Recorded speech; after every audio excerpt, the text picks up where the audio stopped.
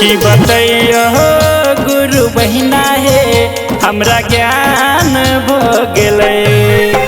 की बतैयो गुरु बहिना हे हमरा ज्ञान भो गेलै।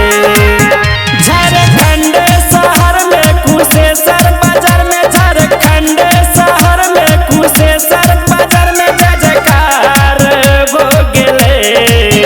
की बतैयो गुरु बहिना हे हमरा ज्ञान भो गेलै।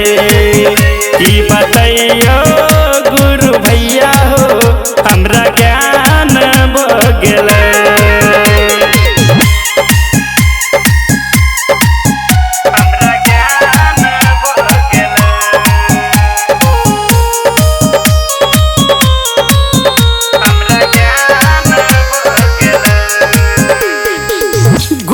घूमत गलिए है दीदी शिव गुरु के शिव चर्चा में है दीदी, शिव गुरु के शिव चर्चा में।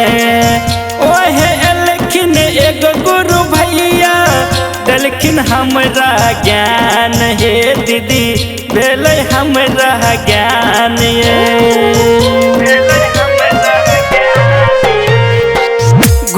घूमत गलिए है दीदी शिव गुरु के शिव चर्चा में।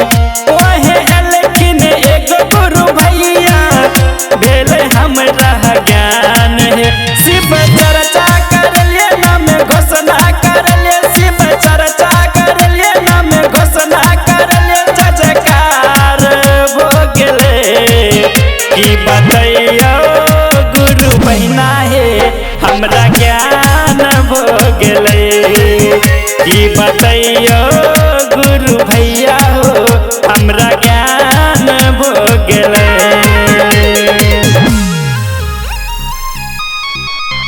हमरा ज्ञान भो गेलै।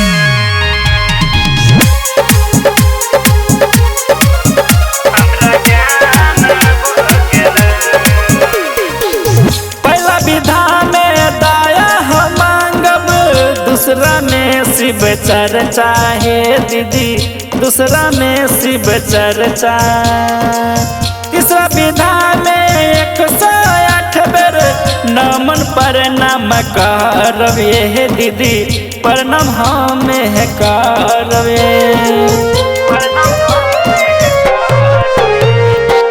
पहला विधा में दाया हम मांगब, दूसरा में शिव चर्चा। तीसरा विधा में 108 बेर नमन प्रणाम करब। झारखंड शहर में कुशेश्वर बाजार में, झारखंड शहर में कुशेश्वर बाजार में जय जयकार हो गेलै।